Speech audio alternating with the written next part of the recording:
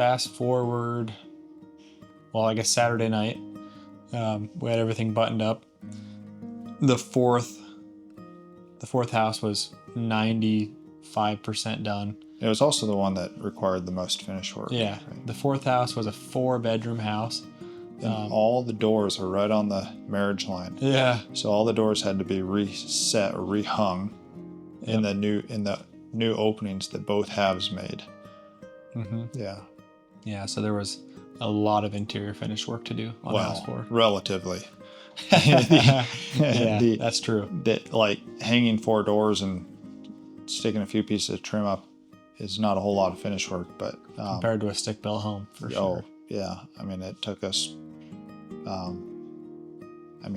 We worked a short day on Saturday because we had to leave at like 2. Yeah, and we started at 8.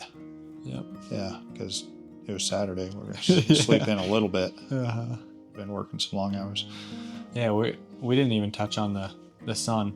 So, in Alaska, how many hours of daylight did we have? I don't know. I never saw it dark. It felt like 24 hours of daylight because we went to sleep at midnight and it's still light out. The sun just does a circle around you. Yeah. This direction, right? Starts over there and ends up over there. It's getting late when the sun's over that direction. That's crazy. You said, show us the video, like, oh, this is it, like 11 o'clock at night. Yeah. So we did end up doing a little recreation. True. Can't forget about that. What day was that? Probably before the rain hit. It was Wednesday. Probably Wednesday or Thursday. Yeah. Yeah. So so our houses, they're wrapped in the shrink wrap, this plastic, thick plastic, and our solution-seeking minds were thinking, what can we build with this? This is a lot of opportunity we can't pass up. So this shrink wrap, I think it was it Zacharias' idea first? Zacharias was like, let's build a boat. Yeah.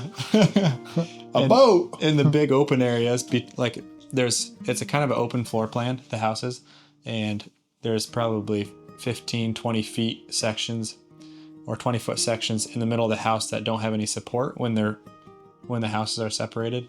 So they put in these 2-foot wide temporary walls with plywood on one side for shear, and they stick them right there in the middle. So when we had all the houses disassembled, we had a stack of temporary shear panels that we could build a boat with. Like, what else are you going to build? Right. You don't want to put them back in the Connex. In Alaska, you're building an airplane or a boat. There's nothing else up there. But so after dinner, after steak and salad and everything else, we got to work. It was probably an hour or less. It's the quickest boat that's ever been built, for sure. It was pretty awesome. We screwed all those shear panels together. We cut a little bevel on the front for speed. Oh yeah.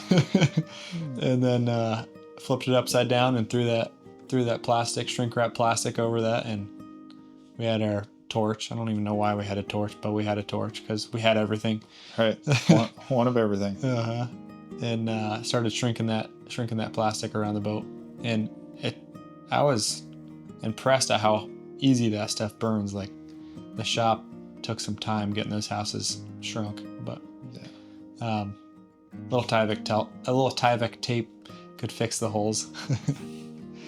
So after we had that thing built, we threw it on the top of the Jeep, and all 5 Which was hilarious. Yeah, it fit perfect. We didn't do it on purpose, but it fit perfect. It looked like a big rooftop carrier. Car top carrier. Drove it down to the bay there in Teller, right through city center. City center, I like that. All 250 people were looking at us. Exactly. Drove it out to the point. There's like a jetty point where all the just gravel and sand built up there. What do you call that? Goes out into the bay. Yeah. Yep. The spit. There we go. So yeah, me and we cut some fishing pole rod holders in the top of the boat, and me and Zacharias were prepping our fishing poles because we were going to do some fishing on this boat. And Travis, in the meantime, was getting antsy to go. Hey, I was just he was ready to go hang out in our boat. So he threw it in the water, jumps in. What did we do for paddles? Was the wind blowing? Yeah, it was windy, very windy, 30-mile-an-hour winds. Towards the shore or away from the shore? Away from the shore. 2 foot tall sides didn't go very well. Well, they went really well with the wind. With the wind, yeah. So for oars, all we had were shovels. Mm-hmm. It's the only thing we could figure. Yeah. Luckily, I had plenty of flathead shovels. Complete hillbillies. That's the way we felt anyway. Yeah. Surprisingly, there wasn't a ton of people out there watching. It was 10 o'clock at night, probably. Yeah. Not night. At least, 10 o'clock p.m. So yeah. Sun was still high in the sky. Yeah. But so Travis took off backwards.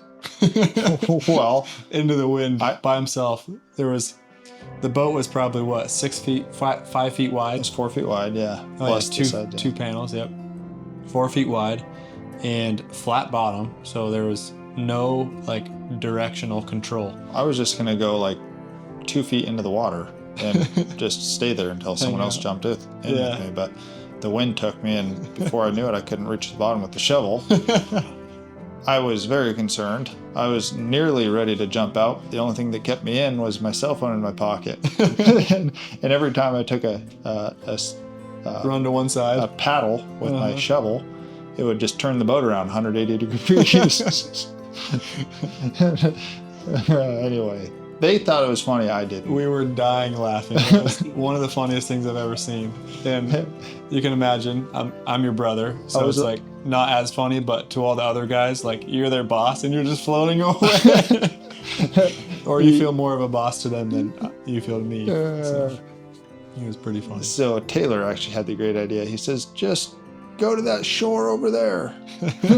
I'm like, oh yeah. And in my panic state, I wasn't thinking. Yeah. You can see how people drowned in a riptide. I was just swimming towards shore. Going hardcore back to the shore, and he says, go over there. So I took a couple 100 yards to get myself back to the shore and down the spit quite a ways. But that was funny. Good time. Maiden voyage. Mm-hmm. Anyway, then we tried it again with multiple people, and actually worked pretty well. Yeah, we had 3 people in there. Paddle on both sides. Just fine. Taking there were little camp chairs in there. Pretty big waves too. Yeah. Anyway, that was definitely a highlight.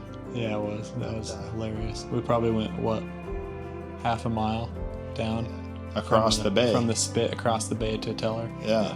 That was cool. You know what's funny, when I saw that video, and nobody told me that story, I thought you guys rented a boat. That's too funny. See? I guess we could become boat builders. Yeah. There we go. So, anyway, all went really well. Yeah. I ended up leaving my rain gear there. Yep. When I left on Saturday, one of the guys, Zach, because not everybody had rain gear, and that's not a place to be without rain gear. No. As it turns out. Yeah. You can tough it out. You can tough it out here. Chills you. Yeah, but not in Teller. Mm-hmm. So what did we have any other challenges that week that were there? I had some concerns. The musk ox. Oh yeah. Walking around.